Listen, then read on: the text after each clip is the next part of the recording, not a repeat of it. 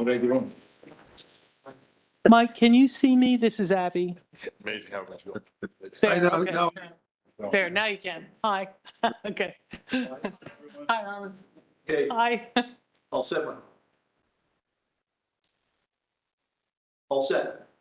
Okay, great. Thank you. Let's get going so we can, so welcome to the April 21st meeting of the Finance and Facilities Committee of the University of Rhode Island Board of Trustees. The committee is meeting in person with some members participating remotely, like myself and some of the others. Public access to the meeting is available via the YouTube video platform. This time I would like to conduct a roll call and attendance to determine if a quorum is present. Please clearly respond present when your name is called. Michael Fascitelli, I'm here. Vahid? Present. Present. Christina Heaton? No. Matthew Lenz? Present. Thank you, Matthew. David Moderano? Present. Amin? Present. Margot Cook? Michael McNally? Next. Mark Plange. Those Did you skip one, Mike? Susan Petrovas? Petrovas, yes. Sorry, Susan. Okay, present. I didn't know if I was supposed to be here now. Only kidding. You can't get away that easily because there's an oversight. Okay, well, obviously Margot, Michael, and Mark are ex officio meeting, but maybe they're coming in there. We just get done another meeting. So a quorum is present, and I call this meeting to order. Reminder to all members, because we're doing this virtually and in person, for the benefit of our virtual audience and the note taker, please clearly identify yourself when you make a comment, make a motion, or second to a motion. The first order of business is item 1, acceptance of the agenda. May I have a motion that the Finance and Facilities Committee of the URI Board of Trustees accept the agenda for the meeting of April 21st? Common, so moved. Thank you, Matt Ahmed. Lenz, seconded. Thank you for a second. Any discussion? There being no discussion, ask for a voice for all in favor. Aye. Okay. So opposed? Any abstentions? Great. It's unanimous. The motion to accept the agenda for the meeting is approved. The next item on the agenda, item 2, approval of minutes from the January 20th, 2022 meeting of the Finance Committee. May I have a motion that the Finance and Facility Committee of the URI Board approve the minutes of the January 20th meeting of the Finance and Facilities Committee as presented in enclosure 2A. Have a motion? Common Sabatoni, so moved. Thank you, Ahmed. Second. David Moderano, second. Thank you, David. Any discussion on the motion? Now, there being no discussion, a voice vote, all in favor, say yes. Yes. Any opposed? No, any abstentions? Great. A motion to approve the minutes of the January 20th meeting is approved. The next item on the agenda is item 3, discussion items. There's not going to be action necessary here, but the discussion items, I think, Abby, you're going to take it from here for a while. Yes, thank you.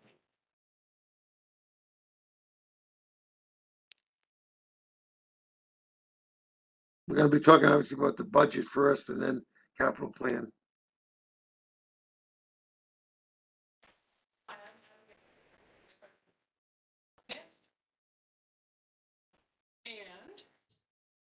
Okay, so Abigail Ryder, Vice President for Administration and Finance. It's just that single slide that I had up. Yes, thank you. Thank you. This is a brief item today. I think many of you have been accompanying our testimony on in Providence on the FY23 governor's recommended budget. So I just wanted to point out to you today kind of what we're asking for and what the current situation is. If you look in the first column, October FY23 request, this is the request that we submitted to the Office of Management and Budget on the normal budget schedule. And you'll see that we asked for general revenue appropriation of 91.8 million. We asked for RICAP of 21.8 million, and I'll explain what RICAP is again in a minute. And then we asked for a combination. We don't really have an opinion as to which would be better for the state, of GO bond and ARPA money of $308.2 million. In January, when the governor issued his recommended budget, he offered 91.2 in general revenues appropriation, 20.4 in RICAP, and 50 million is in a GO bond for the Narragansett Bay campus. So obviously this was presented a couple of difficulties for us. First of all, I think it's important to note here, let me know if you can't hear me, but it looks, if you look at 91.8 and 91.2, as if the governor had recommended what we asked for. But in fact, between October and January, the state agreed to COLA and cost of living adjustments and bonuses for classified employees, that is to say state employees, of 4.9 million. Now the state said, okay, fine, we'll give you the 4.9 million. But the problem is, since we needed 91.8, that means that really before the COLA adjustment, they give us 86.3 million, not 91.2 million. So we need the 91.8 that we asked for. We need the COLA of 4.9. And since October, as President Parlange has gotten more familiar with the organization and more acquainted with what the various needs are, we've identified an additional 5.8 million of funding that we need from the state. So that creates an $11.3 million ask on our part that we're asking the legislature to give us. Now with RICAP, you'll remember RICAP is for capital maintenance of assets. It's for replacement in kind. So an elevator wears out, you replace the elevator. A roof wears out, you fix the roof. And this is an area where the state really gave us much more than they have been giving us in recent years. So we're happy with the 20.4 that they allocated for us for the coming year. Now, we do have another ask in, which is for $11.9 million, which is the shortfall for NBC Phase 1, the pier and the support buildings with the pier. And this is really the result of a change we needed to make in the dock because of rising seawater. We had to make the dock taller, and also tremendous inflation in construction materials. We're seeing this across the board in all our projects. So we're having to do the, are we going to try to increase price or diminish scope for virtually every project that we're working on right now. However, this money is necessary because part of our commitment for getting the NSF $125 million chip was that we would build a new pier for it and we would have a marine support building for it. So in order to complete the phase 1 of the project, we need 11.9, and we've asked for it. We don't know yet if there's been a funding source identified for it. And then finally, the 157.5 was our original request for financing from the state for the second phase, NBC Phase 2, which includes the Horn replacement building and the other buildings you're going to be touring this afternoon. The state, for some reason, thought that with 50 million, we could build something. And in fact, with 50 million, we can't actually build any of the buildings in Phase 2. So we've been educating the House Finance Committee, Senate Finance Committee, the Speaker. The governor himself came down and we've just been showing them kind of so they understand what the situation is on the campus and what the buildings are that need replaced. So we've asked the legislature to reconsider putting that full 157.5 on the GO bond. However, the state also has ARPA money. And so we had requested life sciences, student health and counseling, and student success center funding from ARPA. And basically we said that, well, this is the priority order. And, we don't mind. I mean, it doesn't really matter to us. It's a state financial decision whether they would like to give us a bond or they would like to give us ARPA money. But this is the ask that we have in front of us. So all told, the list of needs is much greater than what was recommended. I think there's a whole process going on at the state, and I'm sure President Parlange is going to talk to you about it more, about what benefits the university brings to the state as a research institution, which the state is kind of maybe not fully cognizant of. And also the fact that state support has not only stagnated for higher education and URI in particular, but it's actually in real dollar terms, in purchasing power, it has gone down significantly. So there's an education process going on, and as I said, President Parlange will be discussing this more. So we're in full hearings right now. We've testified to Senate Finance, House Finance, House Education Committee, and next month I think they're going to be basically finishing what I'll call the basic budget, which is to here, by the end of April. Some people who work with the legislature may have a better timetable than I do. And that they're planning to spend the month of May looking at ARPA requests. And as you'll recall, they have about somewhere between 1.1 and 1.3 billion to spend of ARPA funds. And they do need to commit them because there are time limitations. So, briefly, that is where we are on this year's budget. Mike, can I ask, this is Vahida with a question. Abby, I know we don't have anybody from the political outreach lobbying group here, but we just heard on another committee that we're doing a much better job doing that. Have you gotten a sense of what the likelihood is to get any of this from them? Because no, we actually have no read on the likelihood yet. Well, the main thing we've been concentrating on is education. And I think that everyone who has come down and seen this campus in particular and the health center for the students, looks at it and goes, yes, I see what you mean. Okay, so I don't think that anyone doubts that the need is there. I think we've demonstrated that the need is there. And so now it's the question of all the other needs in the state and how the legislature will view these needs stacked up against other needs. And we haven't gotten a read yet. I haven't. Now, I'm not working that day to day. Carlos is, working it much more regularly than I. But at the moment, I'm not planning on any particular numbers other than the ones the governor recommended for the moment. So a follow-up, probably a dumb question, but I'll ask anyways. But we have the 23.2 that we'll probably figure out in the next few weeks whether we get or not. That's the top line. And the 50, we can't do much with anyways, No. as far as the NBC, right? Is there an ability to take that 50 and spend it on other projects?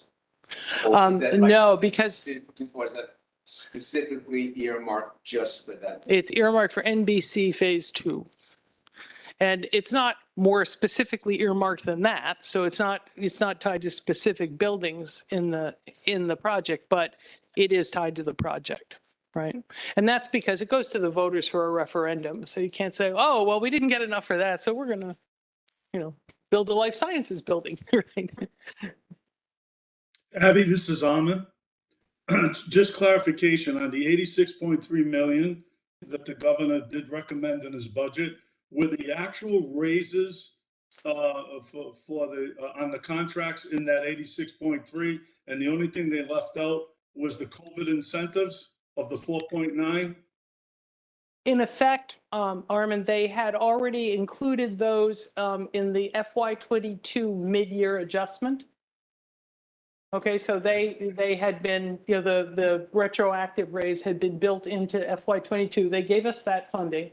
And so this represents the FY23 portion of those raises and bonuses. Okay, even the core raises were still out in that 4.9.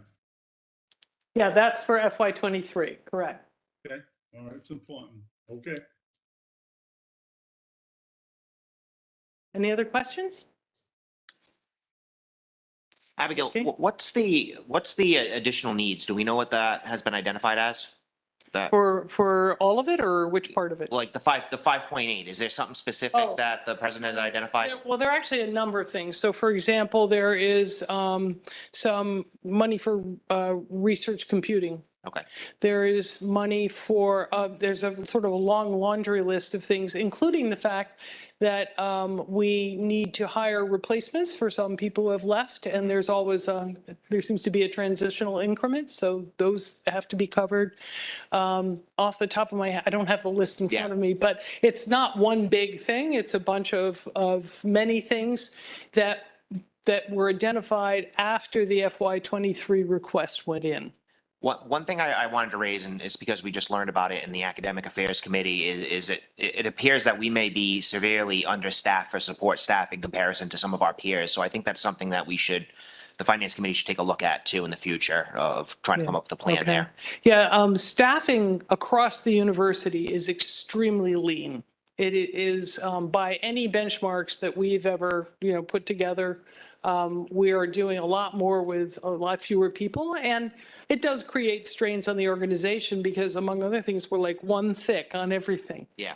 Right. So if one person leaves or one person changes jobs, things kind of come to a halt until we can, get, it does affect the operation of the university. It does, just for my other committee members, it does appear that because we're short-staffed, particularly on the grant administrative support, that we're actually leaving money on the table for research because we just don't have the support staff to make additional requests. So just something I wanted to raise. That's correct. By the way, just to chime in what Matt said, I think, there's, president and the executive committee meeting, I think there's lots of needs in the university. As Abby said, the health and counseling shortchange, staffing needs all over the place. And I think, Matt, one of the things I kind of look back at this and say, we're begging for every dollar and we get back to just what the minimum we need and we can survive, but we're not thriving. We're not getting any investment dollars. We're not really, this is just a challenge every year, Abby, where we're surviving but not thriving. And we've got to change the dialogue up there to get get more money. And that may be through tuition and maybe through other means because we just can't keep living. Each year we get nicked a little bit, right? And over time, you said in real dollars, that nick's going to hurt and impede our mission a lot. And in fact, one of the things that we've been trying to educate the legislature about is the fact that URI returns over $6 for every dollar that the state invests in URI. That's a pretty amazing return. And that's, on the year. That's not over 6 years. That's, any year we're returning $6 in terms of money that's going into the economy. So what we're trying to do is to emphasize the fact that this is an investment. It's not an expense. And that I think that is an important change that we need to make in the way people think about the university, so that they don't sort of compare it with, I don't know, second grade. I mean, it's not the same kind of organization. Right. Want to move on to the capital plan next? Abby, is that next? Okay, sure. Just briefly, an introduction. The new budget process for FY24 is already beginning. And every year, as I think you know, we submit a 5-year rolling capital improvement plan, which we call the CIP, Capital Improvement Plan, to the state, in which we list all the capital projects over 1 million that we're planning to undertake or have underway, regardless of whether they're funded with state funds or not. And also we identify our requests for inclusion on the biennial GO bond issuances. So it is this plan which enables us to ask to be placed on the referendum for particular amounts for particular projects. Today we're going to present you with a draft capital improvement plan for discussion and your further deliberation. We'll need your approval of the CIP at the June meeting. We wanted to give you a chance to take a look at it, familiarize yourself with it, ask questions if you have them. Once it's approved in June, it then goes to the State Office of Budget and Management by August and is incorporated into the FY24 budget, which the legislature will review and approve in June of 2023. And Ryan Carrillo, who's the Director of Planning and Real Estate Development, will take you through the projects on this year's CIP. Ryan?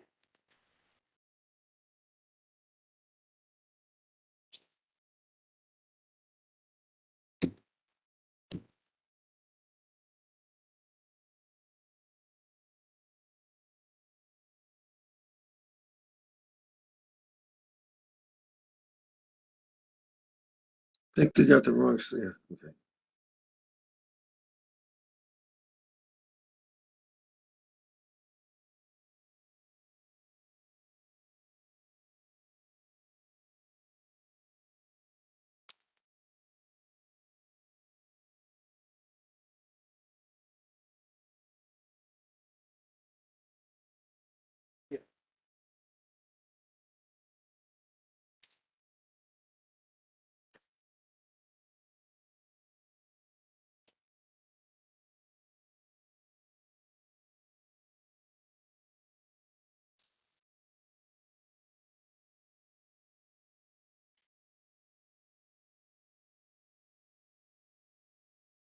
Ryan, you may have to be like the Federal Express commercial and do it without the slide.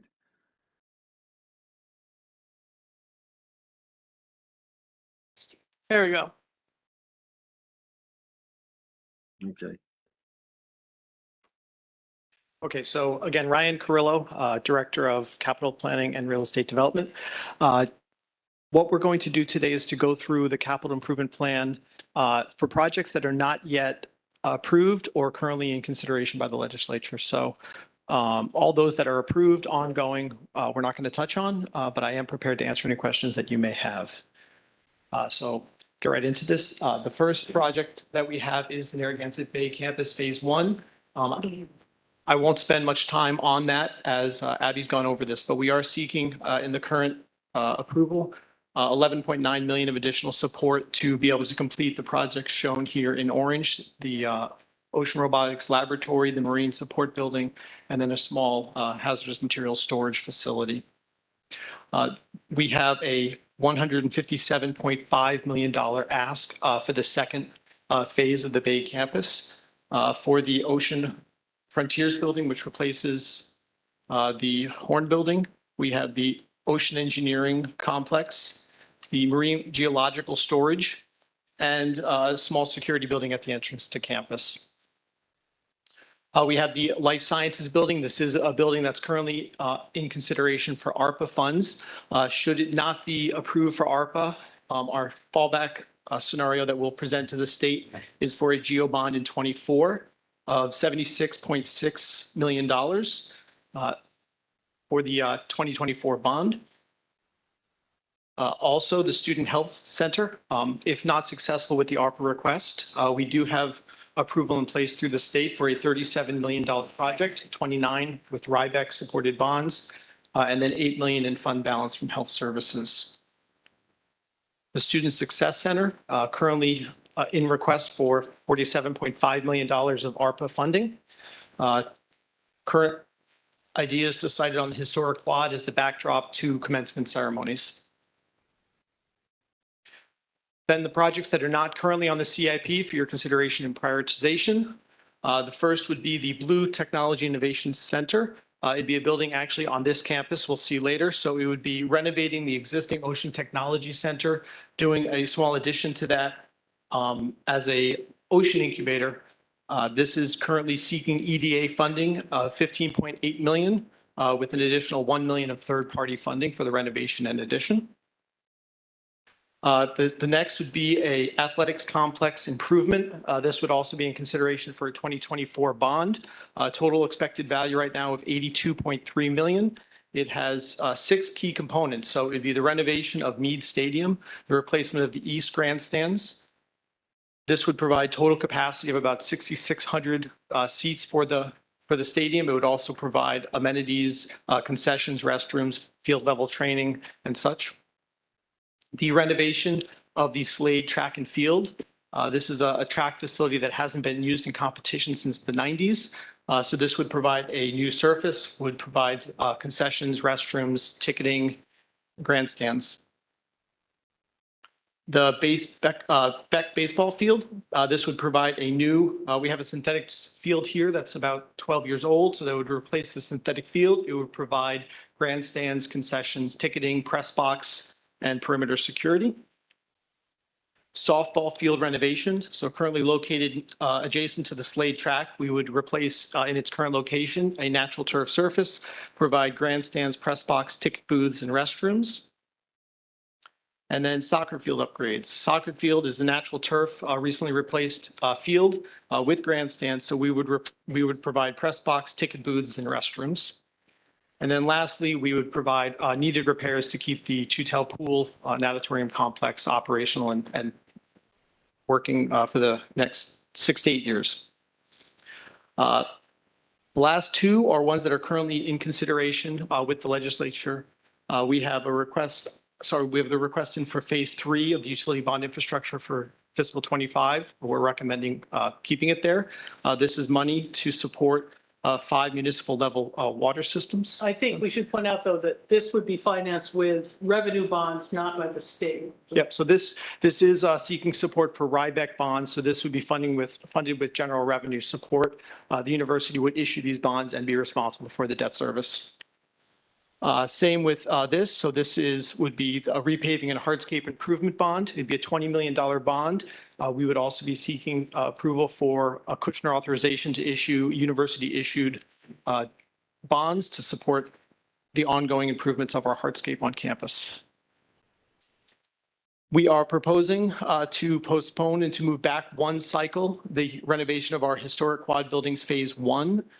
So currently on our CIP that's before the legislature now, this is a 24 bond, but we are recommending pushing it back to 26, $96.3 million to renovate East, Washburn, Edwards, and the Morrill Hall. Why are we recommending moving it back? We've ascertained that there are other priorities that basically, it's not that this is not a priority for the university, but the insertion of the athletic bond and then the potential need to keep life sciences in the bond referendum if it doesn't get ARPA approval would put those two at the 24 bond. Towards the end, I'll show a complete list of GeoBond strategies so you can kind of see how everything works out sequentially. Right, this slide said that you recommend moving this to 28, not 26. Yeah, yes. So there's a little bit, so the GeoBond 26 from the state's point of view is a fiscal 28. And how that works is, so the year that the voters would vote on it would be the fall of 26. So November of 26 would be the bond referendum for voters. If successful, we would then get the money July of 27, which is the beginning of fiscal 28. So from our point of view, when we're seeking voter support, November of 26. From the state's point of view, when they're distributing cash, it's fiscal 28. Thank you. We have a small project that is funded by the local fraternity and sororities in Fraternity Circle to provide site amenity improvements. This would be a zero budget to the university. It'd be funded through their partnership, $1.4 million to provide different amenities for the district. So this is the general obligation strategy. We are seeking $157.5 million in GeoBond support for this current legislative cycle for hopeful approval by the voters this fall of 22. We then have 2 bonds.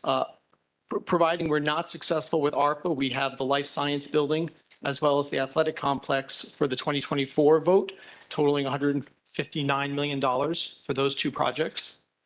2026, which will be the last GeoBond project that's shown on our current capital improvement plan, would be for the historic quad phase 1, $96.3 million. And then looking forward, although not on the CIP in 2024 to 2028, just so you're aware, we would be looking for the second phase of the historic bond, which renovates Roosevelt, Quinn, and Davis Halls at $107.9 million. Do we have a campaign strategy for the bond strategy for this year? So this year, it's typical of the past years where the bond for the Bay Campus is all about economic development. And as has been seen in the first $45 million that the voters approved, we were able to turn that around to about a $300 million support.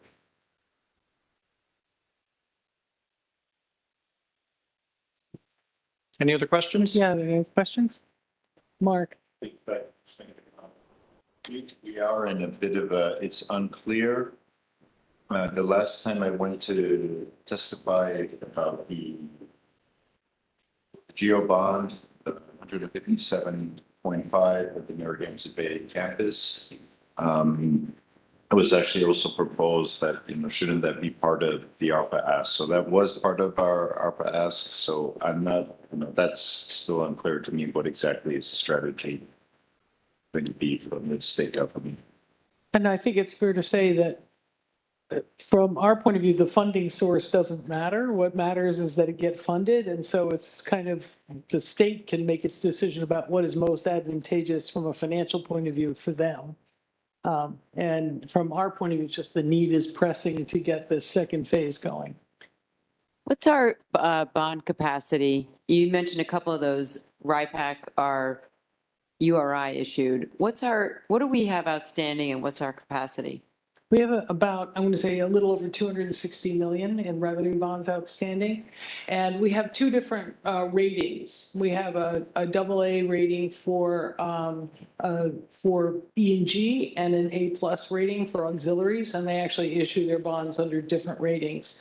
I would say we have more capacity on the E&G side than we do on the auxiliary side, but auxiliary projects generally come with a revenue stream. So if you build another residence hall, it comes with revenue. And so to date, so for example, when we built Brookside, we were successful in convincing the rating agencies that it was not going to adversely affect our debt service coverage capability because we had the revenue with it. On the E&G side, we have more room, and you'll notice that what we do is we tend to do very sort of small bonds on the E&G side that are for things that we think, would just not inspire voter interest, like replacing steam pipes and, putting utilities underground and correcting campus flooding, right? So we tend to use those for low profile, smaller projects that won't overly burden E&G, because of course, every dollar that we have in debt service in E&G comes out of the provost budget. So. Sorry, you may follow this very so discussion about learning something outstanding. Yeah. Asking the environment, Mark was asking what is that about? Well, the only limitations that we have, other than what the market will bear, is that we have to hit a 1-to-1 debt service coverage ratio in order to be able to issue more debt. And we have on the E&G side, okay? And so right now we're at 2.5 to 1. So we have plenty of room on the E&G side. There, the problem is really simply burdening the operating budget with more debt service. Because as I'm sure Mark has explained to you, we spend every dollar of our operating budget operating. And on the auxiliary side, we did not achieve the 1.2 coverage that we're required to have in order to be able to issue additional debt in 21, but we will hit that in 22. So I would say that it's close on the auxiliary side, and we have to bring an argument about revenue with every deal that we do. On the E&G side, it's really just a question of how much more do we want to encumber the operating budget. Is that a legitimate backup plan if we don't get the ARPA dollars or the GO dollars? I think that if we issued $150 million or tried to for NBC Phase 2, we would probably not be able to do it. Because it would affect our rating? Yeah, because it would do two things. It would affect our rating, which would make it more expensive if we can do it. And also it would, the debt service would seriously impair the operating budget. But we just don't have extra operating dollars lying around. They're all bespoke, as it were. So what we can do is, for example, I think to finish the Phase 1, if we had to, we could probably do something with that, right? Because that's $11.9 million. We could do that without messing up the rest of the budget. Operational, financial, not either. So I just want to be clear on one thing. In order to do this Phase 2 for NBC, we need to get a minimum of 107 million from the state, whether it comes from ARPA money or it comes raise the debt, the GO bonds. 157, Armin. Yeah, We already have 50 though. No, No, that, the 50's not yet done. I The thought the 50 governor was, put the 50 was the governor's recommendation, but it hasn't been approved or anything. All right, but we got 50 on the table from the governor, but we Yeah. need from the General Assembly a minimum of another 107 million. Enough, Yes, yes, yes. additional 107 million, correct. Okay. Well, the General Assembly would have to give us the 50 too. I mean, that's just a recommendation, right? Yes. They'd be approving 50 plus 100. Right, Yeah. that's Yeah. correct. Yeah, it's 50 plus 107 million. Right, right. Right. The Yeah, 50 hopefully they gotta give us 50 the is not one. like, the 50 is not done yet. That's my point. Right. And so the other thing to remember, of course, is that the amount that the legislature is, that the governor recommended and that the legislature may or may not be willing to contemplate has to do with the overall debt capacity of the state and the other bonds that they want to issue. One of the things is they want to issue 250 million in bonds for a second series of school bonds. And so we've been urging them, based on the fact that the first $250 million school bond is not fully dispersed. It was hardly at all, actually, because the towns have to bring match in order to get that money. We're saying, well, we think it's fine to give another $250 million to the schools, but we anticipate that you actually don't need to do that until 24. You don't have to do it in 22. So that's part of our argument. Yeah, and that's K through 12 only. That was also in the governor, that was also in the governor's budget. The General Assembly Right, didn't say either way on that yet. that's correct. Mike, Can you guys- Mike, can you tell Vahid the was gonna, committee- Okay. okay, you good? Sorry, go ahead, Mike. Can you guys just kind of, one of the things, there's a big difference for if the state has this money from the federal government, opera, whatever the sources, the COVID funds, the special thing that came out of Washington. It seems to me to be, we should be lazily focused on that. We talked about this in a couple other meetings. And you know, that will take pressure off the state's general obligation bond. Everybody wins there, right? But there's a lot of people competing for that money. So what do we have before the state, the legislator, for that kind of money? The life science, what other things are we in there for? How much does that amount to? So Well, if we that's, go back to the slide that I showed, I could pull it up again if you want. Mike, and if I can, we asked for 308.5 million in ARPA funds. The first priority was the 157.5 for the Narragansett Bay, the 63.5 for the life sciences building, and then we asked for the student health center and the student success center, and that's another 83 million. So Right. these are focused on 308.5. We make the point very strongly that this is an investment in the future of Rhode Island by supporting the university, and these are critical needs. So obviously, the Narragansett Bay campus, we talk a lot about the blue economy, the sustainable use of ocean resources. We need that campus, and we'll tour it this afternoon, so you'll see the somewhat desperate state that the campus is in. Our life sciences, there's a lot of talk about why Rhode Island doesn't have the biotech sector that Boston has. A lot of it is associated with the initial condition that you have to have the university where you have the labs and the students coming out. So we're pushing on that. And then the student, we were just in the other meeting about student mental health and so forth. We desperately need to upgrade our, basically our trailers and our decaying health center. No. But I guess the question has a view on this is, obviously, one goes to the voters and one is just approved by the governor and the legislature.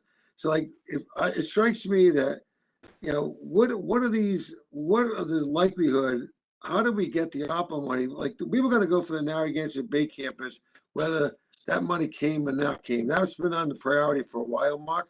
So to me, the other things are kind of more new because this money's more available or they're more moved up front. And so I'm just. The question Like, is, so the what's question is, there are others who are competing for this money. Right. We should ask, and I haven't seen it, from our legislative side, what are the major competing forces that are going for this 1.2 billion or whatever it is? Because I know we're asking, we think it's important. There are like 20 other meetings happening in 20 other places similar to this. They think theirs is one of them. So we have to make an argument. I understand we can make an argument to give $6 back for every dollar. That's great, right? But we continue with other causes, right? So I think we need to have that. Then we have to devise a strategy to go attack, right? And I'm sure our guys are doing this, Carlos and the team, right? But I don't know. I know Marvin, you were on another call. I don't think you got into that kind of detail about it. So I think it's important to have that kind of information to see what then each of us can help, right? So I think it's important to know. Certainly, the governor's recommended budget includes his recommendations for the ARPA money. That's no indication necessarily that the legislature will do what the governor recommended. But you can see, if you look at his proposal, the things, I think we're mostly in competition with other state agencies. And, they're worried about the hospitals. They're worried about the state campus, the Pastori campus. They're looking to renovate that. There's a fair amount of social welfare money in the ARPA bill. So, and it would be, I can easily provide a list of the things the governor recommended. What we can't provide yet is what the legislature thinks it wants to do, because that they're going to do that in May. And the indication we have is that's Give us a sense, give Yeah. us a sense of who are the other people who are asking for this money. And we can handicap it ourselves. If we have a better shot. But right now, the governor is only recommending 50 of the 308. Is that what you're saying? Yes. Yes, that is correct. And that's not from an ARPA source. That's from a GeoBond source. That's from a GeoBond source. But in terms of ARPA money, there is no specific ARPA money recommended for the university at this time by the governor. So the So that, we're fighting something an uphill battle because it would be nice if the governor was recommending it. We had to get it through the legislation. We're now going to get the legislation and then get it through the governor, right? Yeah, Yeah, and I'm gonna suggest that when the governor put his 50 million in there, they just were not focused on what the concept was with NBC campus. And I would suggest also in these next 2 or 3 weeks, they're trying to figure out the General Assembly, what they can use for ARPA money and push that to the tilt.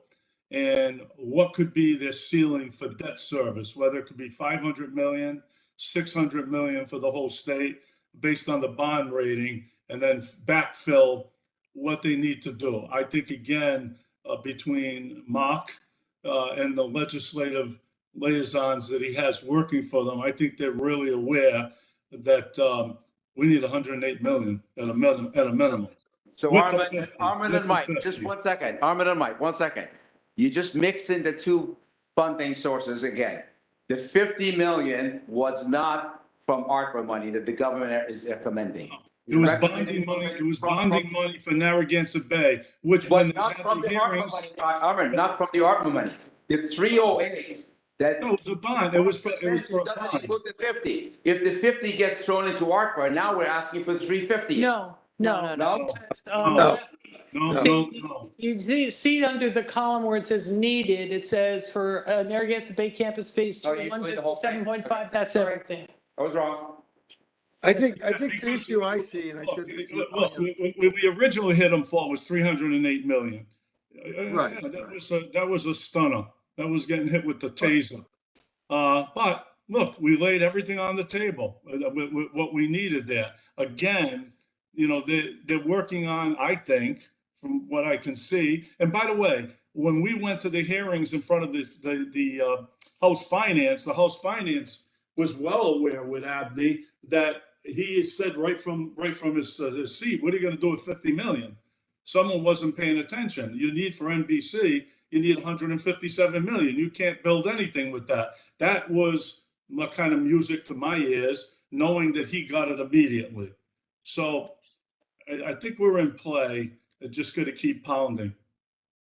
I totally agree with that. And I think that when we talk about, that we're in competition with other entities for these dollars, it's a great story that we would come forth and say that we're looking for 40 million for our student health and counseling center. After 2 years of a pandemic, we know that the students are struggling. That's an easy sell to say we should be in competition with the hospitals, because where can someone get better care than at school, at where they're living, at point of service? So that is an easy sell, I see. And I think that we have to be in his ear on all the others, because these are fundamental things that are needed. Yeah, let me make a comment. We gotta move on. This is all all really good discussion. I would say about 2 or 3 months ago, we were back on our heels a bit, like not really having a strategy as to how to make sure people understand, the right people understand the story, understand what that number's all about. The last few months, it's been like an all-out offensive where Carlos and team, Armin and Tom and others behind the scenes have had lots of conversations. Mark has testified several times. It's been a very coordinated story that is starting to resonate. And so I think in the last few months, and we meet very frequently about this topic. So I think following the last board meeting, I felt like we were vulnerable to not getting like anything that we were looking for. And I think over the last few months, the whole strategy's come together. That doesn't mean we're going to be successful at it all, but I would say there's been a very different, and Armin knows this firsthand, there's been a very different reception to our story, and a lot of people's eyes have opened up as to what the needs are. So I don't frankly know what else we could do at this point besides what we keep doing what we're doing. We have to keep the pressure on and keep the story positive. But it's been like a 180 in terms of how coordinated the narrative has been for the ask. So I think we can hear more about that from Mark and Carlos tomorrow in the general board meeting. But it's been a very different approach that has begun to really resonate. Great. Well, with that, let's move on, because we got to get a few more things done, a couple action. Can we move on to the, I guess the next thing is the auditor, Abby? Can we just Yes. move quickly some of these other items? Just take it down. Pull it down. The slide. Got more of those. Don't do it. Okay, thank you. The next item for discussion was really an update for the committee on external auditors. Per the state external audit requirements, the same external auditor should not perform the audit for more than 5 years in a row. Our current auditors, O'Connor and Drew, have served for longer than 5 years with the approval of the Auditor General, and were extended for fiscal 2022 in order to avoid changing auditors in the middle of the pandemic when everyone was so occupied with just, trying to operate. We did request permission to further extend O'Connor and Drew based on the significant consolidation in the regional assurance market. This has happened in the last 10 years. You may yourselves have noticed there are fewer and fewer regional assurance firms, and it's kind of boiling down to there are about 2 regional assurance firms and the big 4, and that's kind of what there is. It's getting quite consolidated. However, the state auditor and the controller both felt strongly that we should adhere to the guidelines and change auditors. So we have issued an RFP with their approval in March, and the responses are actually due tomorrow. So come June, we'll be reporting to you the results of that request for proposals. Obviously, the other thing I should just mention is that we issued this RFP in conjunction with the Council of Post-Secondary Education, RIC, and CCRI. Because we felt that a volume purchase, as it were, would probably make most sense for all the entities involved. That's currently the case where O'Connor and Drew has been doing the audits for all of, for OPC, for RIC, and for CCRI. So that's the update on the external audit. Anybody have any questions about that? Okay, let's move on to the next thing, which is, I guess, the procurement regulations. 3D? Yeah. We're close.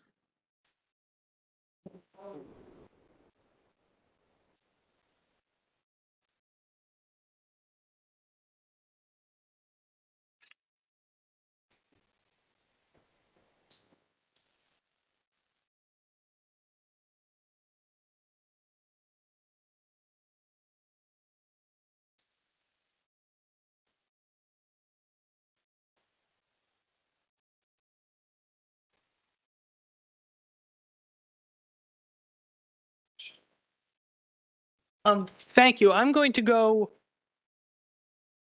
very quickly through some slides that you've seen before. And this is really just as a refresher. You'll remember just about a year ago, we were discussing the fact that the board has the power to regulate purchasing for things that are funded with auxiliary, sponsored, and restricted funds. So I just want to just give you again the regulatory background really fast. That's not my slide.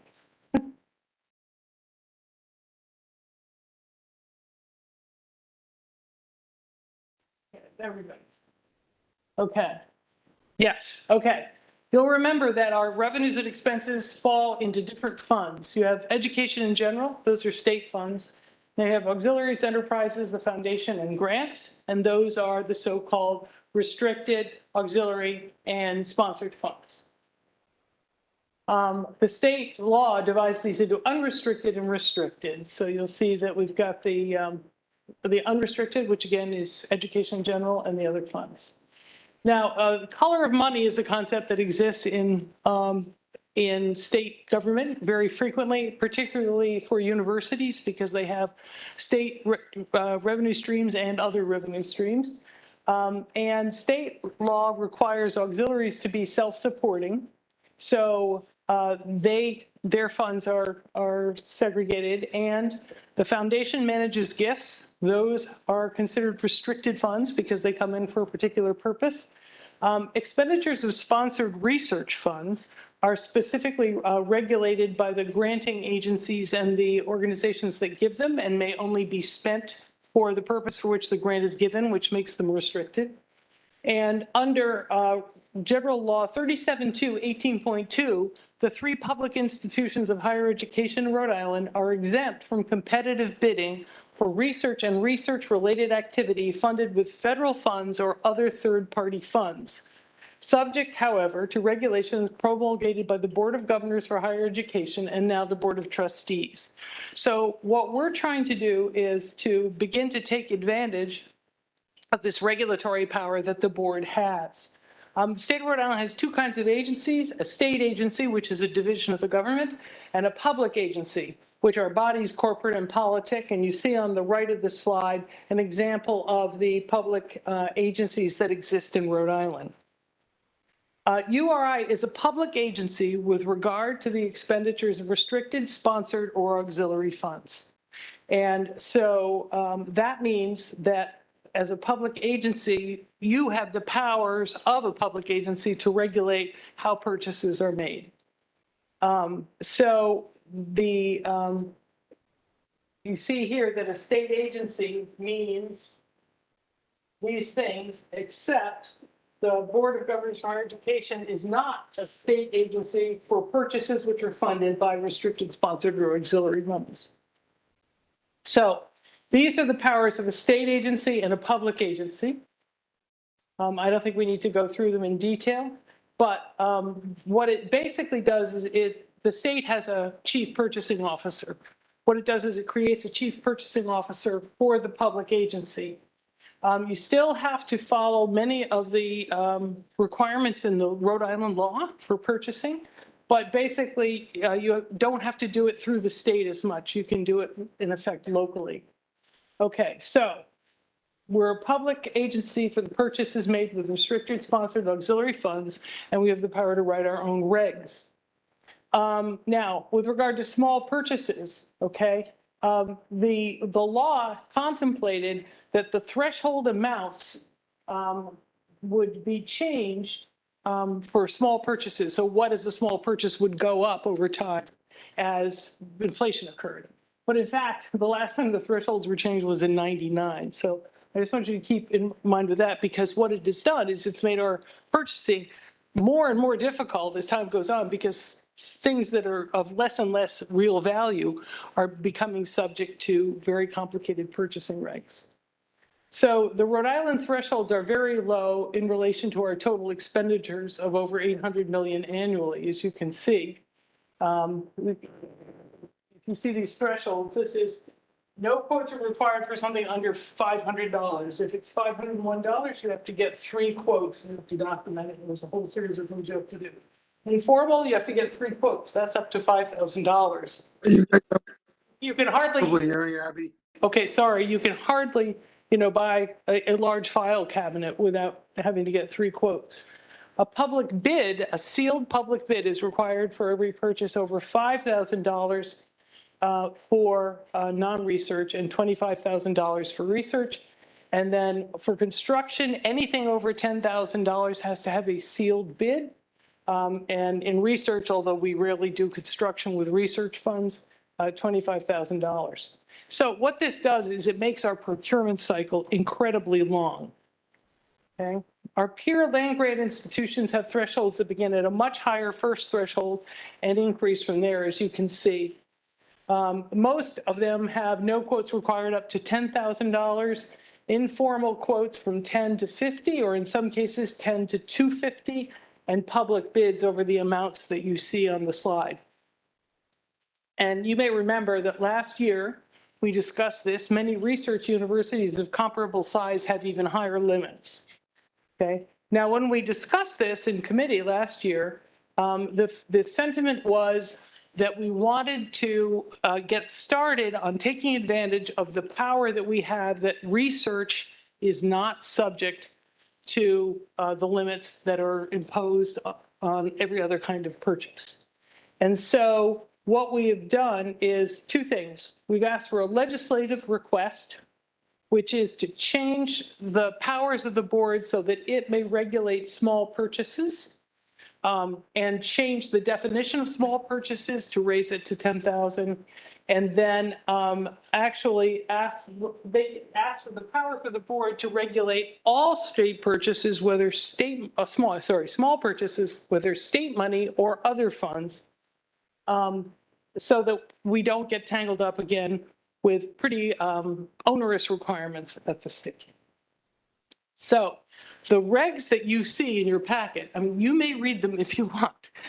They're lengthy, but the material change that we made was in Appendix A, where we changed the limits over which research needs to have a sealed bid, because you as the board have the absolute power to do that from the get-go.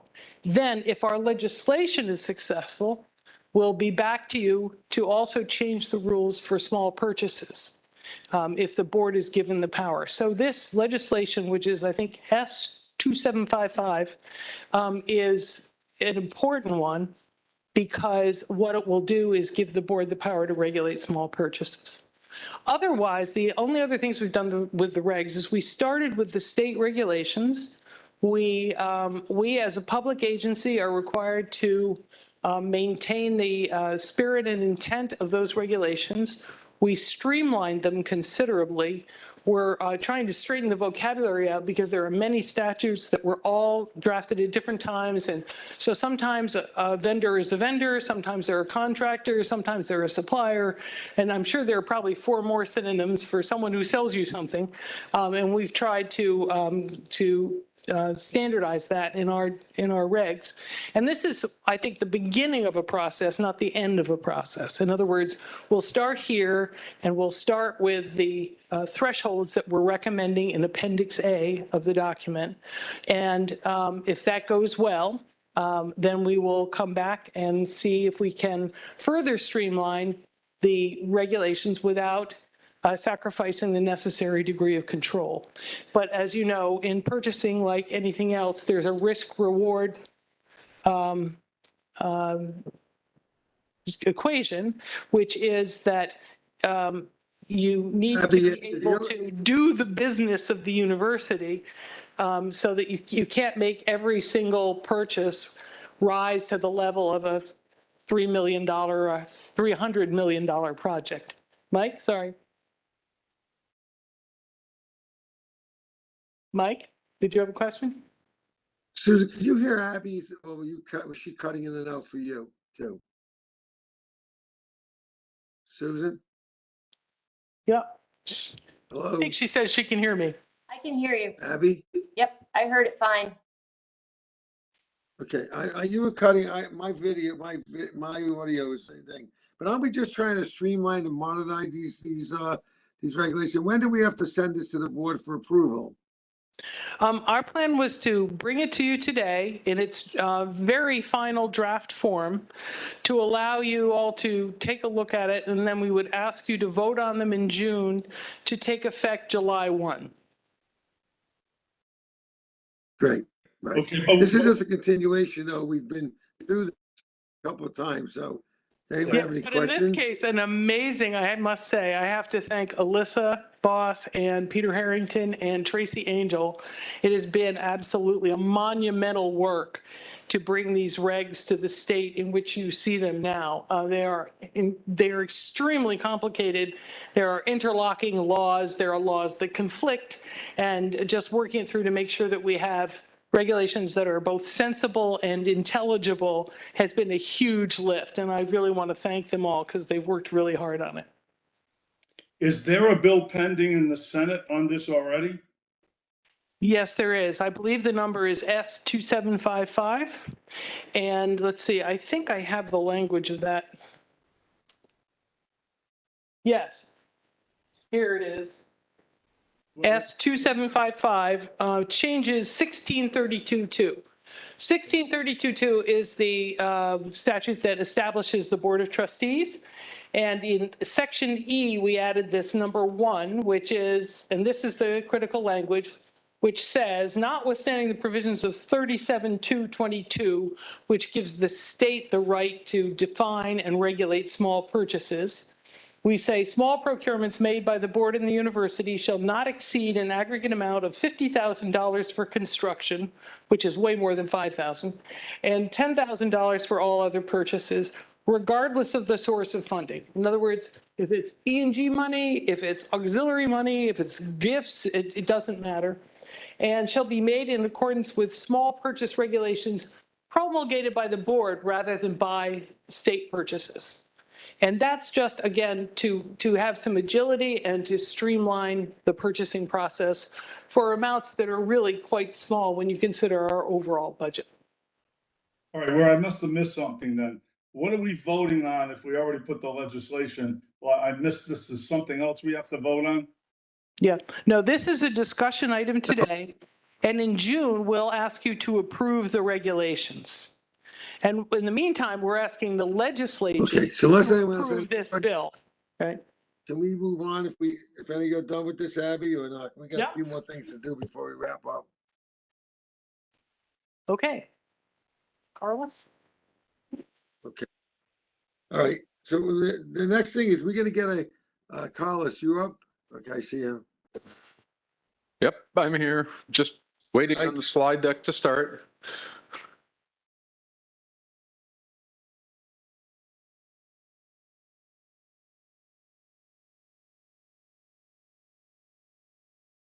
And The we're on. transition to slides is seamless.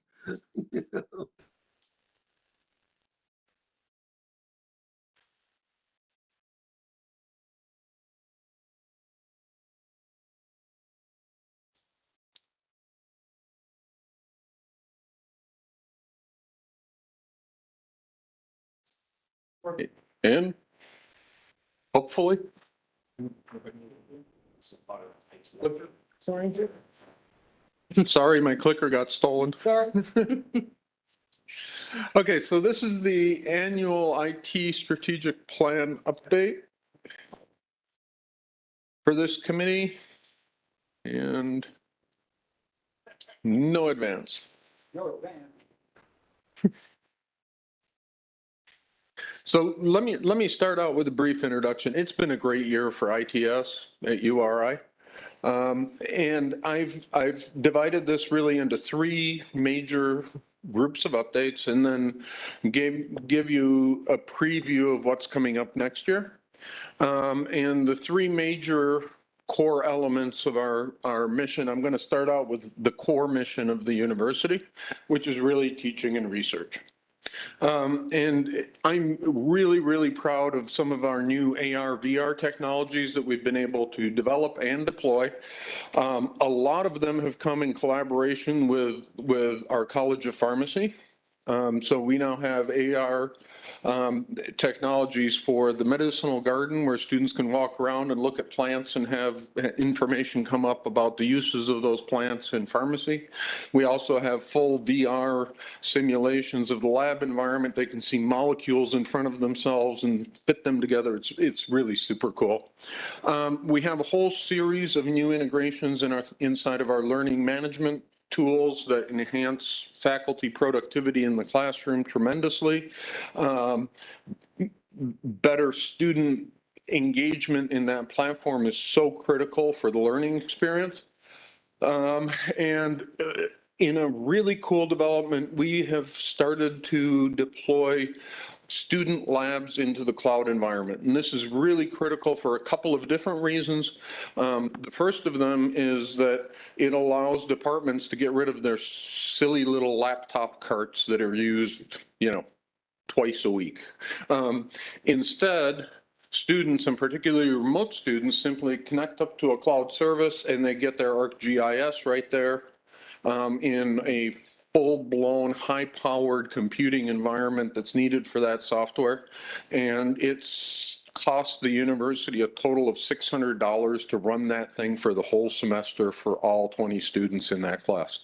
So I see a lot of potential there. Second big core mission support is improving our research support. So at this time last year, we had just barely hired our new director of computing research. He has hit the ground running like you would not believe. And Mark has been tremendously supportive of this area. And we have gotten a full computing refresh of all of our core research high performance computing infrastructure done this year. It'll really assist our faculty in all of the research that they do that's computationally oriented.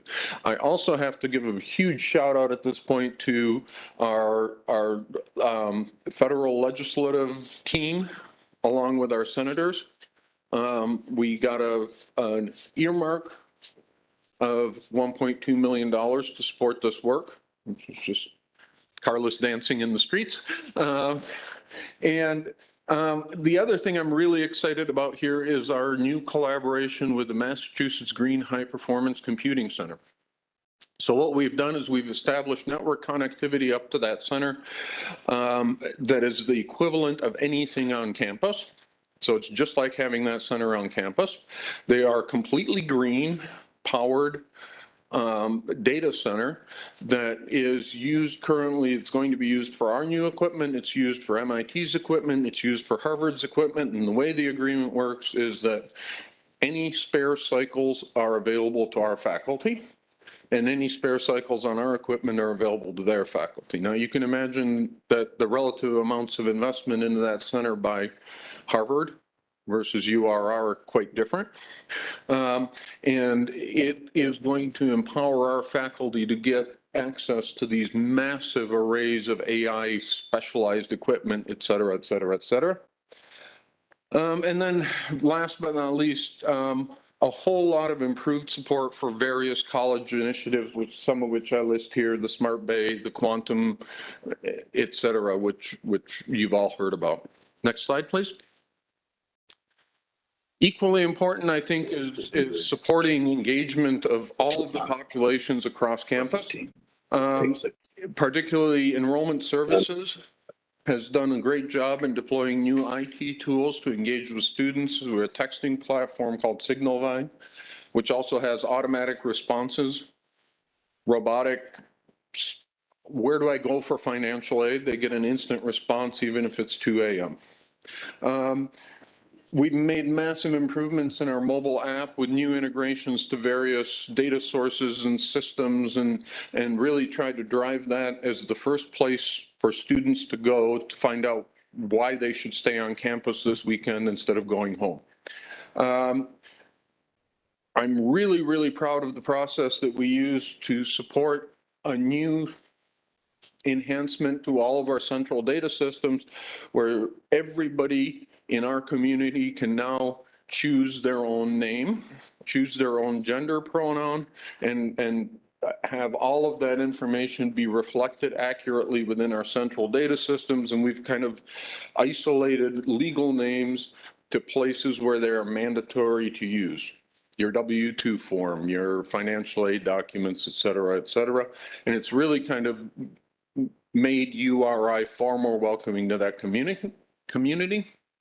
Then we've worked with communications marketing to develop a new way of delivering our web content around the world globally, so that somebody in the Philippines who's interested in the URI Philippine government collaboration that's ongoing gets fed that information from a web server locally instead of bouncing all the way back here and then all the way back there.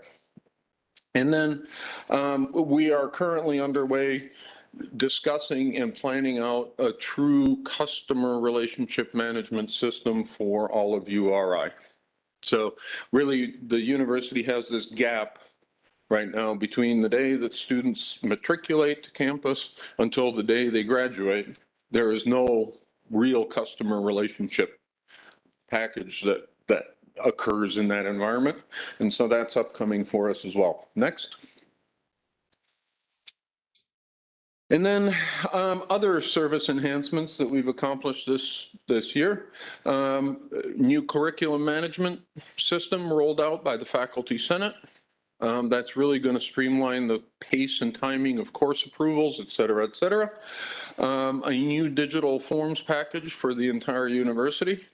Believe it or not, folks, we were still doing a whole bunch of paper forms, and we were running them around campus. We are getting to the point where we will be able to eliminate the last of those in favor of electronic forms.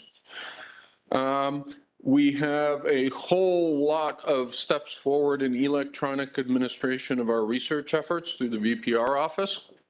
And we are desperately trying to ramp up a new service management platform for the university. The current service management platform is very much isolated to only IT. We are looking to bring a package that will support the entire service operation of the university to campus. And we're in final negotiations to get that done. And then down at the bottom here, I did a couple of things that I'm pleased about that aren't probably huge, big news for this group. The first of them is that we were finally able to bring full Adobe products to all faculty, all staff at the university. And last but not least, I think it's important to note that we now have, as an outcome of the pandemic, developed a service model that's being used inside of ITS as well as in enrollment services. So if any of you want to jump on and go to its.uri.edu, there's a big button there that is available whenever the service desk is open. You click the button, you're connected via Zoom to one of our service desk technicians who's there to immediately help you no matter where you are in the world. And so this has been tremendously successful for us, and we are going to be hopefully rolling it out well beyond enrollment services in the coming year. Okay, then last but not least, coming attractions. I love planning. I'm sorry, I'm just one of those guys. So I'm really looking forward to the wrap up of the URI strategic plan, and then doing all of the follow-on steps to see how IT can support that plan moving forward. And really starting to address the question of, okay, so how do you measure the impact of IT? And it is a tough one, because oftentimes we're making improvements along the margin. But so we're going to be doing that a lot next year. And then developing and launching the plan for refreshing all of our core data systems. This has been a topic of pending importance for a number of years now, and we're finally hitting the launch button on that. We really do need to replace PeopleSoft here in the next 5 to 7 year span with a modern centralized ERP. We just hired a new director of administrative application services who will be leading those efforts. And I'm really kind of looking forward to making forward progress on that. And then, of course, last but not least, I laser focus on security for next year.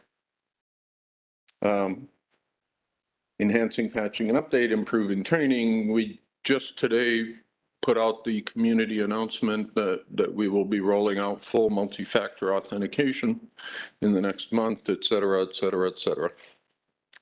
And with that, I will wrap this up so that others are given time.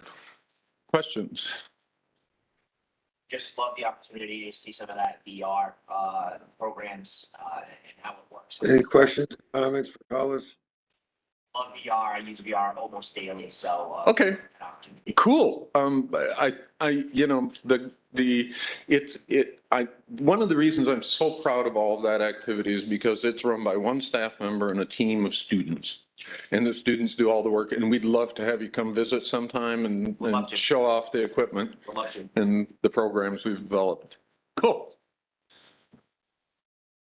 I know we're running out of time, but, and this is all great, and I applaud you for developing this in light of the fact that I know we have limited resources.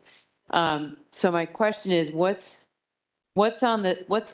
not on the table, or let me say it differently. Where are the gaps that you worry about, that you're making prioritization choices because of the dollars you have that you worry about? I think, you know, I I constantly worry about resourcing. And really the university as a whole, right, has gaps that we are constantly filling in kind of what I would call a base digital ecosystem, right? And these are things like Adobe tools for faculty to be able to join PDFs into a coherent grant proposal, right? An e-procurement system. You know, almost everybody does electronic procurement these days. We don't have a system, right? So there's this base tool level that we need to plug a bunch of gaps, which are challenging to do in this current fiscal environment. I think the kind of the other end of that is the innovative IT solutions, right? And a lot of those are rather inexpensive. And I think the university is in a very privileged position because we have enormously talented students who are willing to invest the time and effort to learn these technologies, to develop them further, and then share them with the wider community. As I shared with the board last year, we're in 18th place out of 18 schools in terms of resourcing. Right? We are as lean and mean as you can possibly get. The security initiatives here at the bottom will require substantial resource investment over the coming year, and that has to be our priority number one. Right? There's just no other option here. Everything beyond that, you know, we can live without e-procurement for another year. Right? When push comes to shove, we can delay the new ERP by another year when push comes to shove. However, I think you know, IT is an expensive beast, right?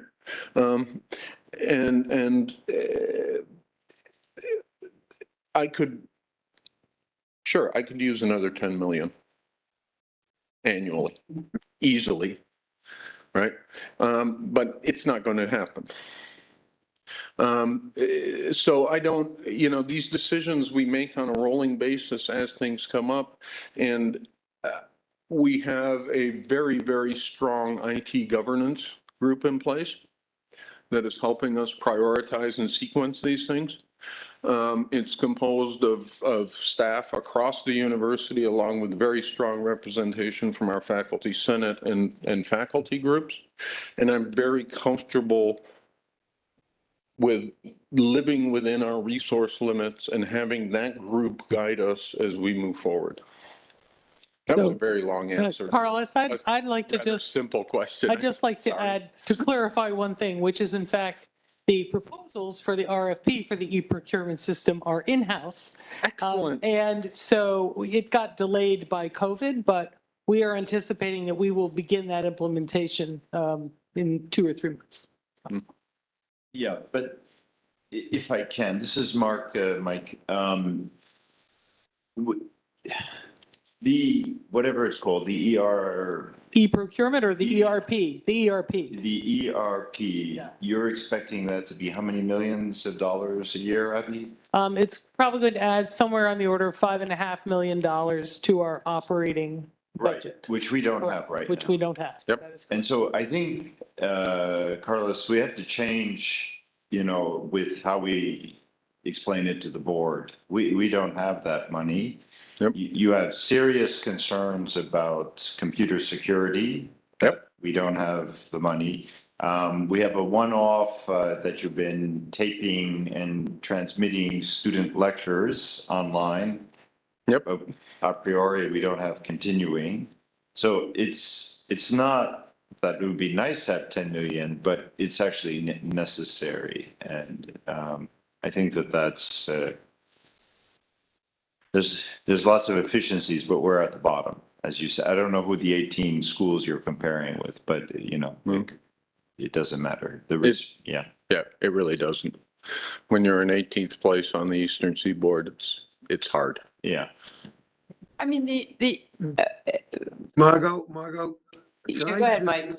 We've got to get to these action items because I'm going to turn into a pumpkin in a few minutes and it's 3:40. And I don't want to stifle the discussion, but I want to make sure we finish the action items at least. Yeah, let's do that. We can talk about this through the strategic planning process because this relates to budget and priorities.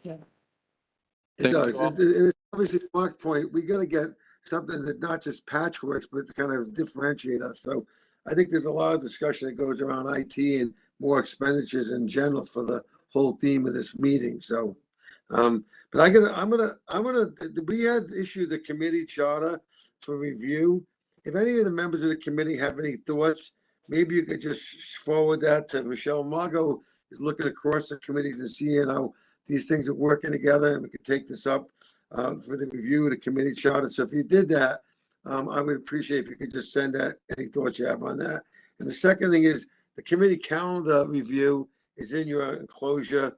That just lists out what we have planned for the next year. If anybody has any thoughts on that, you can shoot in email, but it's pretty straightforward. So I want to get to the action because I just want to make sure we get to those. So we have a few action items. First one is 4A. Abby, if we could run through these really, really quickly. This is the review, the renewal of the license agreement between the URI Board of Trustees and the Atomic Energy Commission recommendation. Can we do that quickly? Sure. As we mentioned at the last Finance and Facilities Committee, we're bringing you a recommendation to renew the license for the Rhode Island Atomic Energy Commission to locate its nuclear reactor here on the Narragansett Bay campus. It's that big square building up there. The license is coterminous with the expiration of the Atomic Energy Commission's current license from the U.S. Nuclear Regulatory Commission to operate a reactor. You'll recall that the Atomic Energy Commission is a separate state agency that operates under the oversight of the Nuclear Regulatory Commission. The key provision of the license is in 7.1, which is an indemnification from the Atomic Energy Commission to the university for any damages or liability arising out of any activities occurring in or conducted by the AEC. They also agree to work with the university to arrive at a mutually agreeable modification plan anytime they want to change the building or the site. And we agree not to make changes within their site boundary until they have approved them from a safety standpoint. It's a pretty straightforward document. If you have any other questions about any provisions of the license, we'd be happy to answer them. Mr. Chairman, this is Armin. I move the agreement. David Morrow, second. Thank you. Second, so, is any discussion on the matter? Then I'd like to ask for a vote to approve the renewal of that license. So, and all say yes, who approves of it? Yes. Yes. Favor of it, yes. Any opposed? Any abstentions? No, thank you. So, the motion is passed to approve the renewal of that license. The next thing on the agenda is item 4B. That's a review of the demolition of the Quonset hut in the Perkins building at the Narragansett Bay Common and recommendation for approval to the board. Abby? Right, this is very brief. I'll hand it over to Ryan just to give you a description of the buildings, but it's part of the NBC Phase 1 renewal. Okay, thank you. So we are looking at to remove two buildings from the Bay Campus. One is the Perkins Small Boat Facility, which will be replaced with the Marine Operations Center, which will take the existing program that's within Perkins and provide new space for them. The second is an old Quonset hut that is currently in a dilapidated state. We want to remove it to make way also for the Marine Operations Building. There's two different structures for Marine Ops. So the request is before you, having already been approved by the Historic Preservation Committee to approve the demolition of these two buildings as part of the phase So one. can I get a motion that we approve the demolition of the Quonset hut on Pier Road in the Perkins building on Pier Road? Can I get a motion for that? Matt Len, so moved. David Morrow, second. Hello. Thank you. Second? David Morrow, second. Okay, anybody, all in favor? Yes? Yes. Any opposed? No? Any abstentions? No. Okay, then the motion to approve the motion is approved.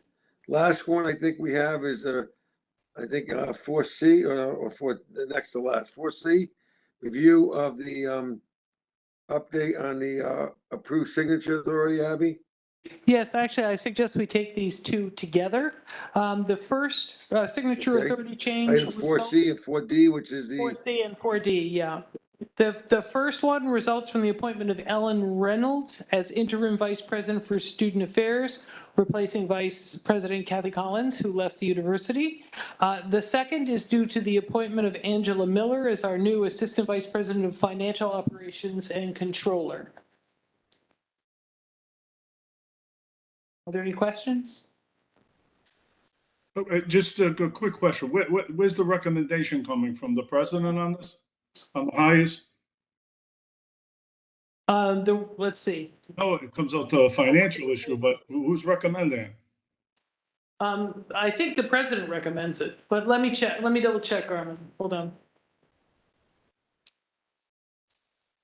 I want to make sure we're hiring someone to win Yes. for the The process. recommendation is from the president, and it's to the board. So the finance committee would be recommending to the board that they approve this change in signatory authorities. I move it, both sections.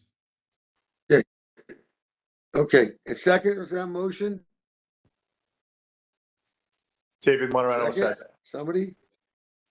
David you. Morrow, second. All in favor? You can't hear us All in anyway, favor? that's why we're not saying anything. Second, Mike. I'm having such trouble hearing you guys, it's fading in and out, so, anybody, everybody agree, yes? Yes.